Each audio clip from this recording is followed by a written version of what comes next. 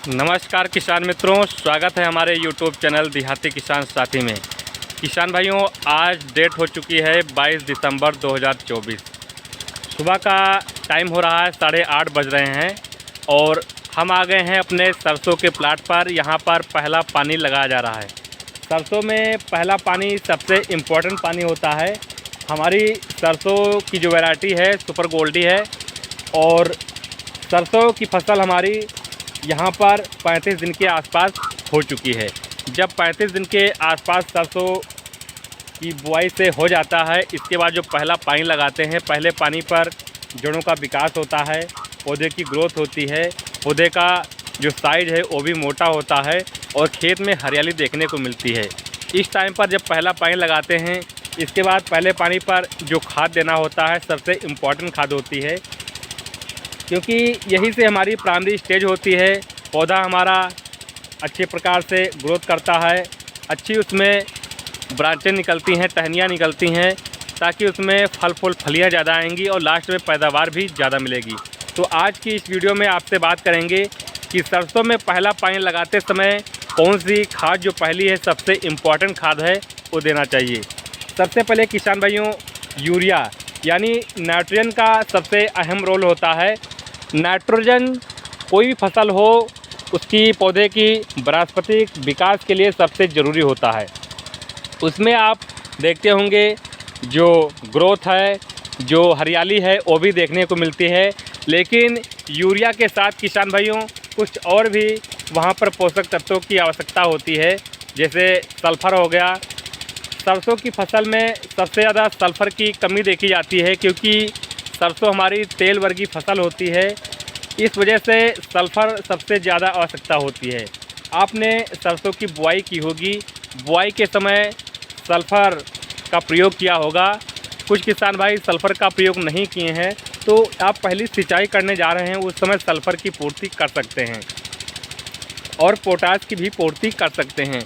Sulphur इस समय जो आपको देना होता है वो 90% वाला जो सल्फ़र आता है उसकी मात्रा की बात करें तो 8 से 10 किलोग्राम प्रति एकड़ के हिसाब से सल्फ़र लीजिए और वहाँ पर यूरिया 35 से 40 किलोग्राम प्रति एकड़ के हिसाब से यूरिया लीजिए।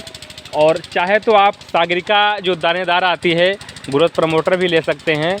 जो सागरिका Z++ आती है 8 से 10 केजी प्रति एकड़ के हिसाब से ले सकते हैं।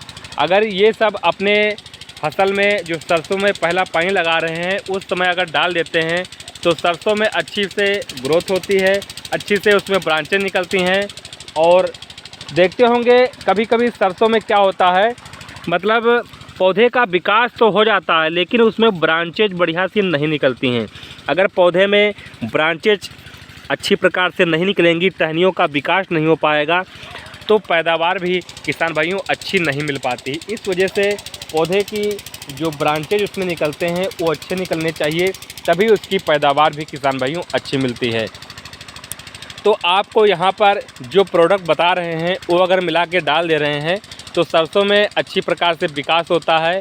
और जब सरसों की जो पहली सिंचाई कर रहे होते हैं, सिंचाई करते समय भी आपको ध्यान देना होता है कि आपको सरसों में जो पहला पानी होता है वो बहुत ही हल्का लगाना होता है। कुछ क्षेत्रों में क्या होता है, सरसों में एक ही पानी की आवश्यकता होती है। एक आप मान के चलिए बारिश भी हो जाती है। कुछ जगह रेतीली ज़मीन है, कुछ जगह जो चिकनी मिट्टी है, तो मिट्टी के ऊपर निर्भर करती है सिंचाई। एक पानी तो लगाने की आवश्यकता पड़ती ही है और एक अगर बारिश हो जाती है तो 2 पानी हो जाते हैं। कुछ क्षेत्रों में 3 पानी की भी आवश्यकता होती है। तो जहाँ पर मिट्टी में नमी ज़्यादा देर तक रुकी रहती है वहाँ पर 2 ही सिंचाई की आवश्यकता होती है और जहाँ नहीं रुकी रहती है तो 3 सिंचाई की आवश्यकता होती है। तो खेती बाड़ी संबंधित किसी प्रकार की जानकारी चाहिए, नीचे कमेंट कीजिए। चैनल पर नए हैं चैनल को सब्सक्राइब कीजिए। तो मिलेंगे अगली वीडियो में। तो जो मैंने बताया है उस हिसाब से अपनी सरसों की फसल में डाल देते हैं तो अच्छी पैदावार निकाल करके आपकी सरसों की फसल से मिलती है। तो चैनल को प्लीज़ सब्सक्राइब कीजिए। मिलेंगे अगली वीडियो में। नमस्कार।